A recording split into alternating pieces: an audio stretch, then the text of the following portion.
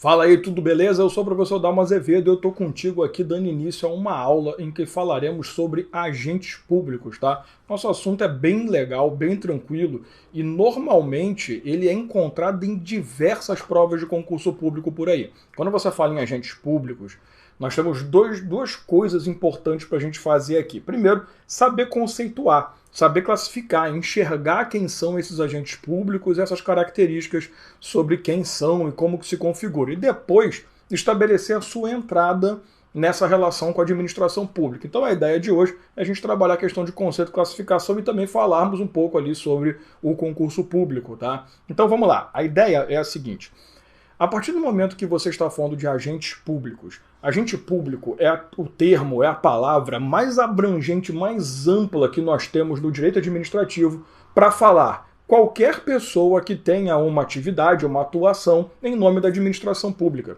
Então, quando você usa a terminologia agente público, você está falando em qualquer pessoa que tenha um vínculo com a administração, que desse vínculo possa resultar algo em que você manifesta a vontade da administração pública ou que você, no mínimo, representa ela. Tá? Então, assim, você vê isso muito bem definido na Lei 8429 de 92, a Lei de Improbidade Administrativa, né? O artigo 2º dela, ele vem conceituar o que é agente público. E talvez seja o artigo mais utilizado como base para você poder enxergar isso. Porque, cara, agente público é qualquer pessoa. E não importa que tipo de... a forma que essa pessoa chegou até a administração, qual é o vínculo que ela constituiu com a administração, se é remunerado, se não é, se é temporário, se não é, não interessa. Agente público é qualquer pessoa que exerça função administrativa. Tá? Então, quando você falar em agente público, entenda que agente público é qualquer pessoa. Qualquer pessoa que atua em nome do Estado. Tá? Só que, obviamente, você nunca vai trabalhar só agentes públicos como se só existissem esses caras. Então eu preciso te mostrar qual é a classificação de agentes públicos que nós temos hoje. Existe uma classificação clássica do professor Eri Lopes Meirelles, que ele falava lá nos tempos mais primórdios de agentes credenciados, delegados, honoríficos. Nós temos uma classificação mais moderna que respeita essa classificação do professor Eli, só que traz ali uma roupagem mais organizada. E vai ser essa a classificação que eu vou trabalhar com você a partir de agora e nós vamos para a tela. A ideia é a seguinte. Primeira coisa importante. Quando você fala em agentes públicos, nós temos uma classificação que vai trazer ali 3 nomes diferentes. O agente público ele pode ser classificado como agente político. Então nós temos os agentes políticos. Segundo, nós temos os servidores estatais. Presta bem atenção nesse nome. Alguns podem chamar de agentes estatais, não tem problema nenhum. E nós temos também os particulares em colaboração com o Estado. Como é que funciona essa classificação aqui?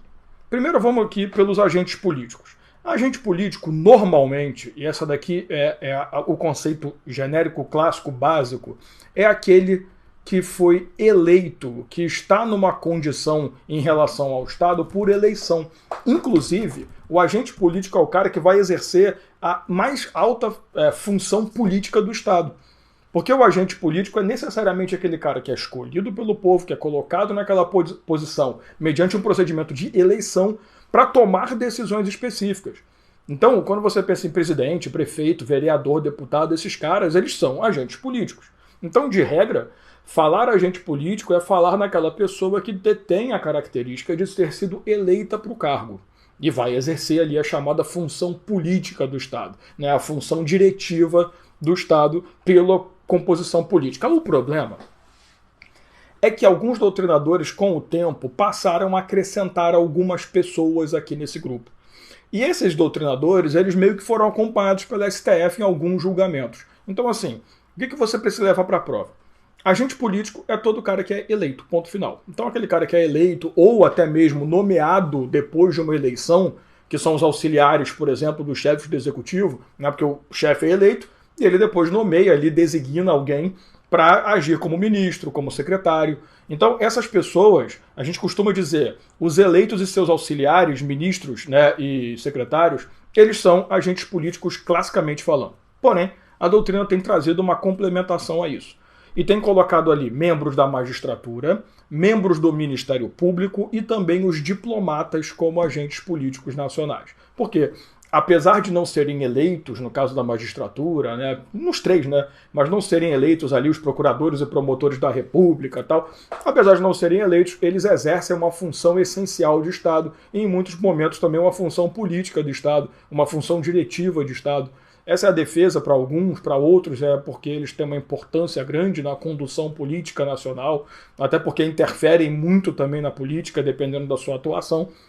Mas, independente do que for, o STF já deu algumas decisões reconhecendo o juiz como agente político, né, o magistrado como agente político, então a gente não tem que entrar em brigas. Então, para nós, agentes políticos são todos aqueles que foram eleitos, seus auxiliares, membros da magistratura, Ministério Público e também os diplomatas.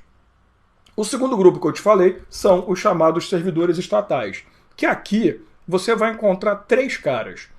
Você vai encontrar o servidor público, alguns chamam também isso aqui de agentes administrativos, tá? Não tem problema nenhum também nessa terminologia, não. Você vai ter o empregado público e você vai ter aqui também o contratado temporário. Como é que vai rolar essa função aqui? A ideia é a seguinte: quando você tem um servidor público ou um empregado público, necessariamente são pessoas que fizeram concurso público para poder compor a administração e exercem a função que faz a máquina administrativa funcionar, né? A função que conduz o Estado efetivamente. Então, quando você faz o concurso público para uma pessoa jurídica de direito público, você sabe que você será regido por um estatuto. Como você tem um regime jurídico próprio, regras próprias, regramento próprio, nós dizemos o quê? Dizemos que esse cara ele é um servidor público. Então, falou servidor público, você pode entender também o estatutário, né? O agente administrativo estatutário, o servidor estatal estatutário.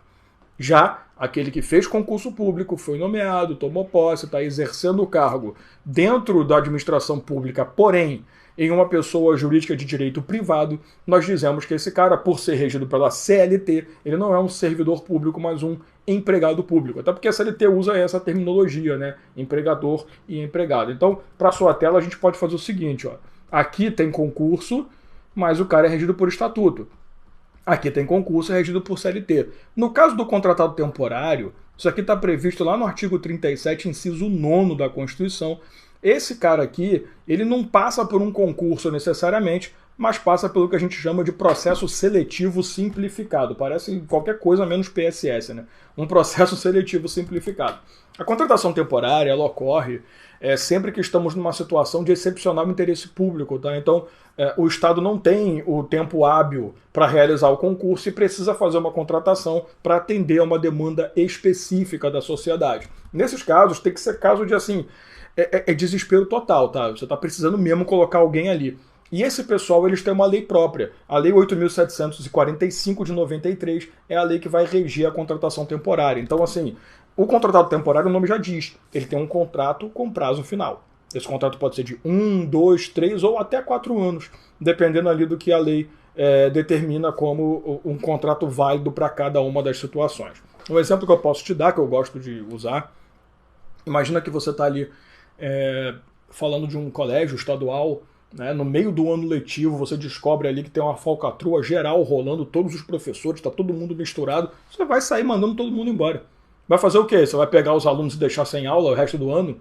Né? Não vai. Você vai sair aprovando também? Também não pode, né? Apesar que no Brasil tudo pode. Mas não pode.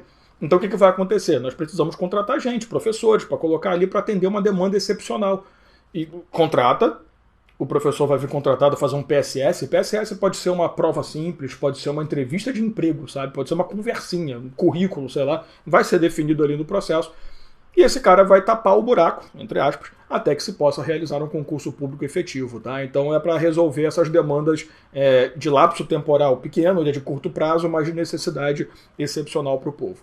E aí nós temos os particulares. Os particulares são aqueles que sofrem designação, que sofrem uma escolha específica ou uma indicação para atuação em nome do Estado. Aqui dentro você vai encontrar todas as terminologias que se usavam antigamente. Você vai encontrar os honoríficos, você vai encontrar os delegados, você vai encontrar os credenciados, tá? E é importante você perceber o seguinte: e você vai encontrar aqui os voluntários, tá? É importante você perceber o seguinte, alguns doutrinadores chamam os particulares como agentes honoríficos. Então, eles, para poder manter ali a classificação do professor Eli Lopes Meireles, alguns, ao invés de falar particulares em colaboração com a administração, dizem agentes honoríficos para abarcar todo mundo, tá? Mas na regra essencial, o agente honorífico é aquele cara que vai realizar a atividade pública como uma ação de honra para ele, assim. Ele está agindo ali em nome do Estado para atender demanda da sociedade, mas com a honra de falar em nome do Estado. Então são aqueles servidores, melhor dizendo, aquelas pessoas que vão servir o Estado mediante uma convocação como mesário eleitoral, participar de um júri, ou conscrito militar. Né? Então eles sofrem ali uma convocação, eles são colocados naquela posição específica, são agentes públicos. Detalhe, isso é muito importante, porque você é mesário, beleza. Você foi convocado para trabalhar nas eleições, é uma das coisas mais legais do mundo. Mentira. Aí você vai lá trabalhar bonitinho. Passou o domingo inteiro, domingo inteiro não, até as 5 horas, só dá tudo certo, à disposição do Estado. Beleza. Você era um agente público. Na hora que você começou o trabalho, até a hora que você saiu, você era um agente público. Então naquele momento ali você pode cometer inclusive, nossa, ficou bonito, inclusive, que eu ia falar crime depois, inclusive crimes, aí virou inclusive, que eu misturei tudo, inclusive crimes próprios dos agentes públicos, né? Que o direito penal costuma chamar de funcionário público, né? Beleza? Quando você fala nos credenciados, credenciados são aqueles designados pelo Estado para representação.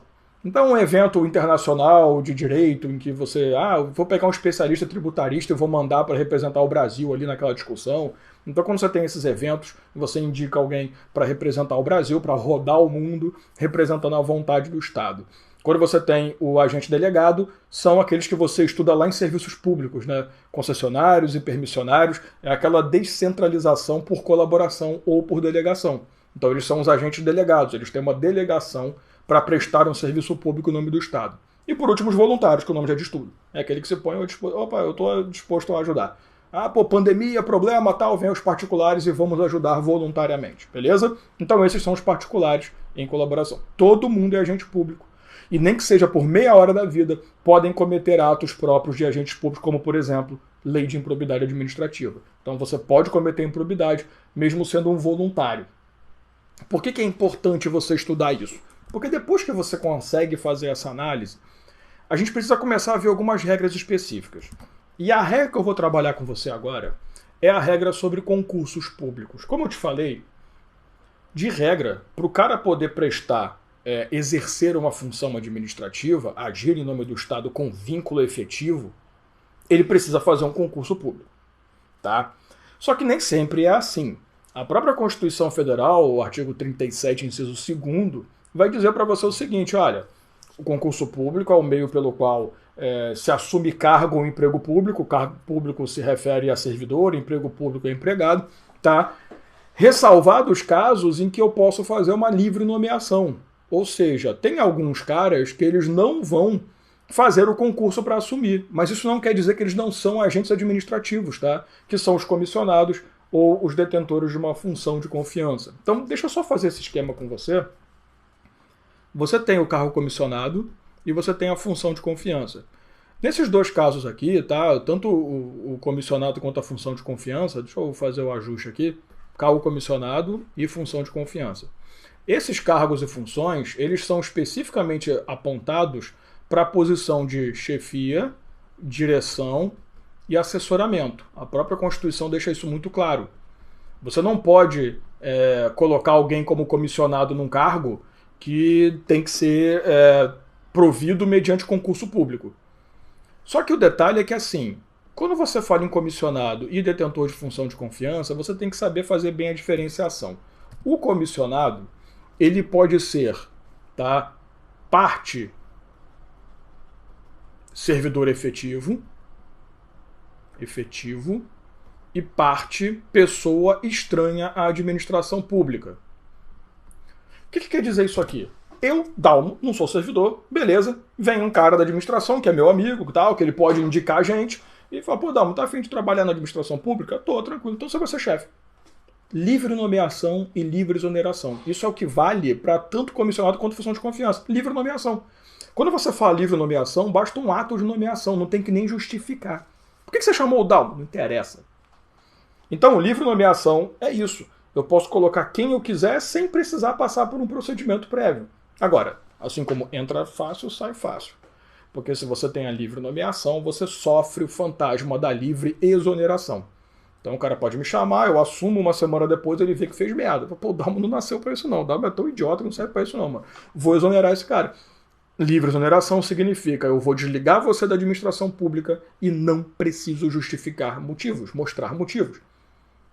Então é aquela história, né? Dá com uma mão e tira com a outra. A mesma coisa vale para a função de confiança. Só que assim, na função de confiança, a lei, a Constituição exige que os cargos sejam ocupados 100% por servidores efetivos. O que significa ser efetivo? Significa que fez concurso público. Então vai ficar pela esfera, tá? O Estado, o município, eles vão determinar, olha, dos cargos em comissão que eu tenho dentro da administração executiva, federal, legislativa, não me importa, ele vai definir ali por cada um. 50% serão cargos separados para servidores efetivos e 50% para pessoas estranhas. Então, o Dalmo pode assumir e também um concursado pode assumir o mesmo cargo. Então, vai pela esfera, tá? A Constituição não fala. Ela fala que é um percentual para servidores. Ela não fala quanto. Isso vai pela esfera, estadual, distrital ou municipal. Já no cargo, na função de confiança, não. A gente resolveu separar. Cá comissionados são as chefias, direções, assessoramento menores. Chefia local, chefia de departamento. Agora, função de confiança é para cargo maior. É para aquele cargo mesmo. Então a função de confiança exige que o cara seja um servidor efetivo. Até porque o nome já diz, é uma função de confiança, né? Você está colocando gente ali que vai tomar decisões que vão atingir uma coletividade muito maior do que um departamentozinho pequeno. Então a função de confiança ela é 100% para servidores efetivos. Agora, independente do caso, é para chefia, direção e assessoramento e não há concurso público, livre nomeação, livre exoneração. Você vê muito isso com ministros, né? Os caras são livremente nomeados pela comissão. Não se esqueça da súmula vinculante 13, por favor, tá? Aquela súmula que veda o nepotismo. Eu não posso colocar nos cargos públicos pessoas que sejam meus parentes. Detalhe, quando você fala na súmula vinculante 13, ela vai dizer para você o seguinte, olha, não tem, quer dizer, ela não vai dizer, mas o entendimento é esse. Não tem problema se essa indicação for para aquilo que a gente chama de cargo político. Então, lembra dos agentes políticos? Claro que você não pode indicar alguém para ter uma função de confiança quando você está falando, por exemplo, de presidente da República, né? Você não pode livremente nomear um presidente, mas eu posso um ministro, um secretário. Então, nada impede o prefeito, né? E isso, infelizmente, é um problema muito sério, nada impede o prefeito, por exemplo, colocar a esposa dele como secretária de obras, secretária de, sei lá, de obras prontas, secretária de nada. O que a súmula vinculante 13 fala é que até o terceiro grau, né, eu não posso, então seria ali meu filho, meu sobrinho, meu neto, meu pai, meu avô, meu bisavô até, meus cunhados, primos já são de quarto grau, então não tem problema. Eu não posso colocar em cargos comissionados, salvo os cargos políticos, tá? Cargo político é aquele que vai servir como secretário ou ministro. Infelizmente, em 2018 para 2019, o STJ começou a trazer umas decisões muito legais, falando assim, olha, tá bom, não veda, não ofende, né, não viola a súmula do nepotismo você indicar para esses cargos, mas você só pode indicar baseado em condições técnicas. Pô, bela ideia, né? Nada impede de colocar a tua esposa como secretária de obras, desde que ela tenha conhecimento técnico para isso. Só que o STF, em meados de 2019, simplesmente afastou e disse que isso não tem nada a ver, porque a súmula não diz nada e quem tem que falar isso é ele. Então, hoje para a prova você tem que levar assim. A súmula que veda o nepotismo, até o terceiro grau ali de parentesco, ela é válida para qualquer cargo, exceto cargos políticos, tá? Ministros e secretários, faz parte. Agora, o que me importa falar?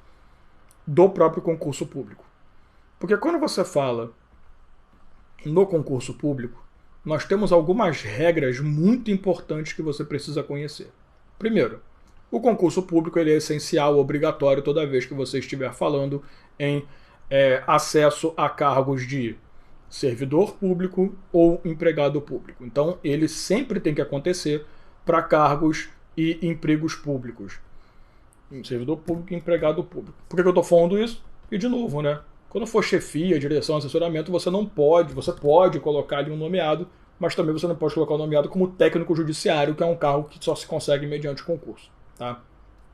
Segunda coisa, o concurso público tem validade de até... Eu vou colocar essas palavrinhas importantes de vermelho, tá? Até 2 anos. Pode ser prorrogado, ele fala prorrogável uma vez por igual período. Coloquei tudo de vermelho, porque quando se trata de validade de concurso, é muito importante você saber isso aqui. Primeira coisa, o concurso público nunca foi, nunca será de 2 anos. É muito comum o pessoal que não tem muito costume falar: o concurso público é de 2 anos. Não é, nunca foi. Ele sempre foi de até 2 anos. Então isso vai de acordo com a instituição que realiza o concurso. Ela pode chegar e falar: eu quero fazer um concurso de validade de 1 ano, de 6 meses, de 2 dias. O problema é dele. Agora, se você quiser fazer um concurso público efetivamente, você tem que colocar no edital, né, de convocação ali do concurso qual é a validade. A validade pode ser até 2 anos. Segunda coisa, ele é prorrogável. Do verbo eu prorrogo se eu quiser, parceiro. Se eu não quiser, não vou prorrogar porcaria nenhuma. Tá? Então, prorrogo se eu achar legal. Se eu quiser prorrogar uma única vez. E por quanto tempo? Por igual período. Se o concurso tem a validade de 1 ano, a prorrogação será de 1 ano. Você não pode fazer um concurso de 2 anos com prorrogação de 1. Um concurso de 6 meses, prorrogação por 1 ano e meio, somando 2. Isso não existe. Então, se o edital fala, o concurso público terá validade de 12 meses, é conhecido como 1 ano, né? 11 meses, 10 horas e 15 minutos, ele pode ser prorrogado por 11 meses, 10 horas e 15 minutos. Tá perfeito? Então a prorrogação, ela não é obrigatória, por isso a Constituição fala prorrogável, mas essa prorrogação, se acontecer, tem que ser pelo mesmo período da validade anterior e só pode acontecer uma vez. Eu não posso ficar prorrogando o concurso igual um trouxa, não. Beleza? Continuando. Quando você fala em concurso público, é importante que você se lembre também que o concurso público ele pode ser, deixa eu botar a cor normal aqui, de provas, ou pode ser um concurso de provas e títulos.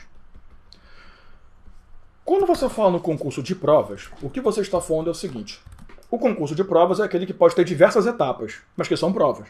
A prova intelectual, que você faz múltipla escolha, discursiva, a prova oral, a prova física, a prova médica, né? A prova física é conhecida como TAF, né? O teste de aptidão física, a prova médica, os exames médicos, o psicotécnico. Então quando você fala em prova, não quer dizer necessariamente também aquela prova de marcar, bonitinho, bolinha, não é isso? Pode ser e pode não ser. Então, exame de provas pode ser dividido, no concurso de provas pode ser dividido em 200 provas se ele quiser, desde que sejam provas efetivamente válidas para você auferir ali, né, de novo, né, eu sempre me misturo com essa porra, para você aferir ali uma qualidade que você busca, então conhecimento intelectual, a questão física, a condição dele. Observa o seguinte, nós temos alguns dispositivos que são importantes pra caramba para você lembrar. Um deles é a súmula vinculante número 44.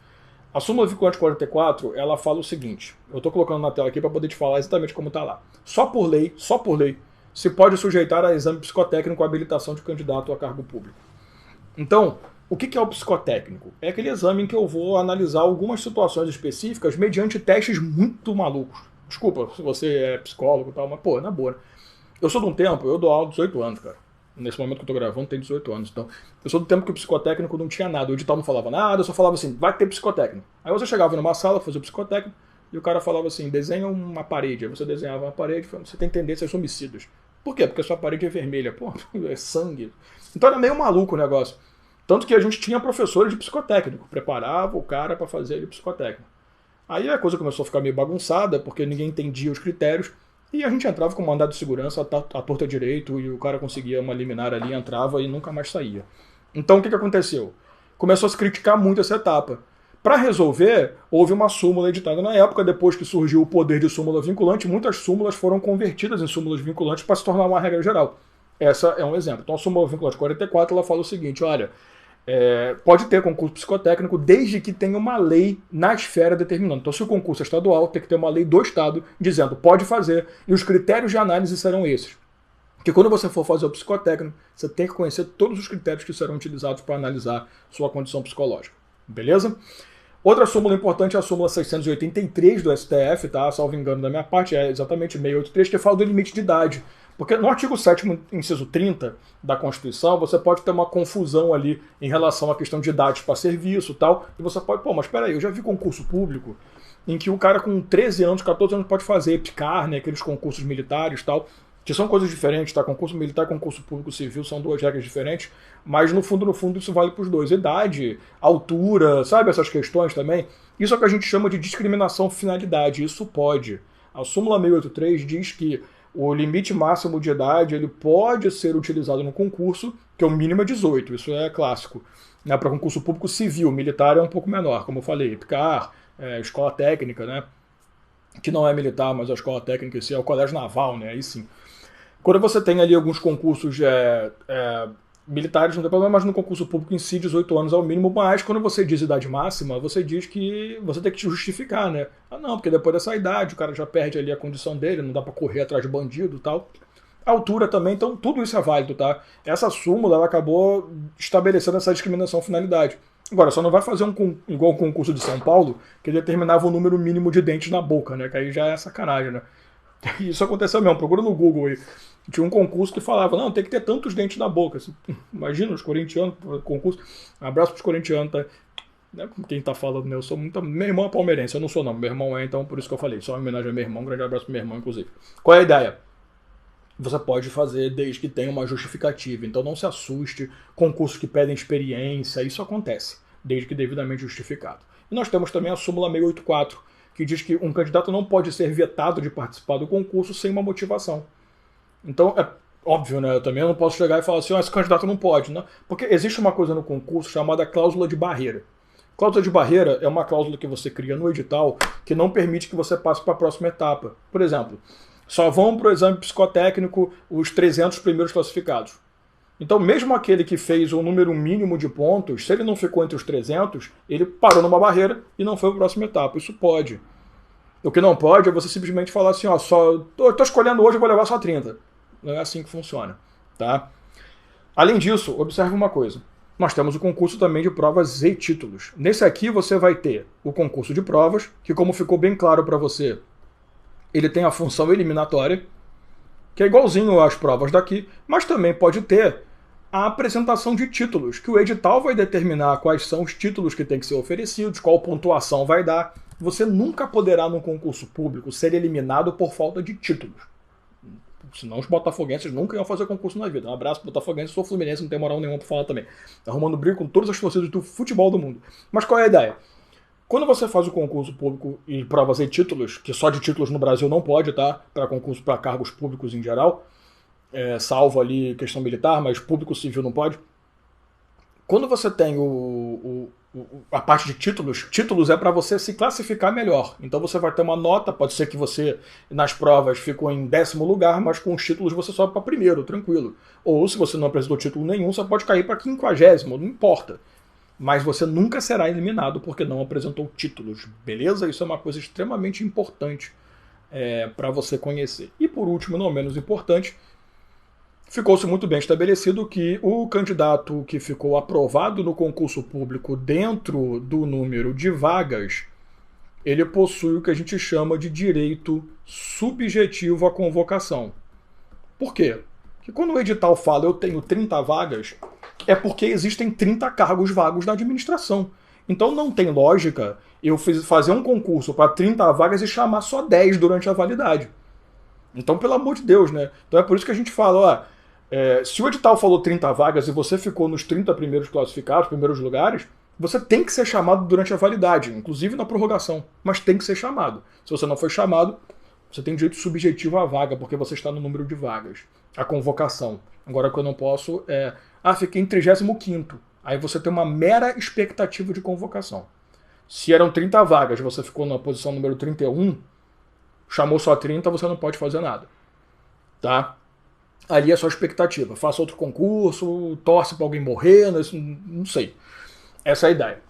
E para a gente poder fechar isso aqui, quando você fala em concursos, cuidado que às vezes a administração faz um concurso, enquanto ainda está valendo um concurso, faz outro. Então, quem participou do concurso anterior tem o chamado direito de precedência, não é preferência, é precedência. Você tem que ser convocado antes daqueles que foram aprovados no novo concurso. Então, se você figurava na lista de aprovados do primeiro concurso, você vai ser chamado sobre os outros. Então, enquanto estiver valendo o concurso anterior, chama-se da lista. ou acabou a lista ou acabou a validade para que eu possa ir para a nova lista de concursados. Inclusive, até falo com meus alunos, se você está fazendo um concurso e abrir um novo concurso para o mesmo que você fez e ainda está valendo, cara, faz de novo. Você pode figurar nas duas listas, não tem problema. Vai que você faz melhor até, não é chamado na primeira, mas é na segunda, não tem problema nenhum. E a outra coisa também é que você tem o direito de convocação em ordem descendente, também conhecido como em ordem que cresce, né? Quando você fala descendente, aliás, eu até tenho que tomar um certo cuidado com isso, porque assim, quando você fala descendente, não é decrescente, né? Ascendente é decrescente, na verdade. Então toma cuidado que o direito de convocação por ordem descendente é aquela do primeiro, segundo, terceiro, quarto. Por que isso? Porque já aconteceu, e não é difícil no Brasil. Você estava em terceiro lugar, chamou o primeiro, o segundo pulou para o quinto. O terceiro e o quarto, qualquer um que entrar com a ação vai forçar o cara a chamar eles. Isso é uma coisa que já aconteceu. Pulou do oitavo para o 15º. Aí o 10º lugar entrou com a ação. O nono, o 10º, o 11º, o 13º, o 12º, terceiro e quarto foram chamados automaticamente. Não precisa cada um entrar. Porque quando pulou do oitavo para o 15º, a administração, a entidade que realizou o concurso, tem a obrigação de chamar todo mundo. Então, a ordem é descendente ou, né, ordem de acréscimo, né? Que você pode tomar cuidado, não é decrescente, é descendente. Tá? Não é na ordem descendente ou ordem crescente, tanto faz. Chame você como quiser, beleza? E com isso você viu todas as regras extremamente importantes comigo do concurso e você matou aí a parte de conceitos e classificações de agentes públicos, belezinha? Tranquilo? Então, fechou aqui mais uma aula nossa. Tomara que tenha sido tranquilo para você, que você tenha absorvido bem as informações. Obrigado pela sua paciência e nos vemos numa próxima aula.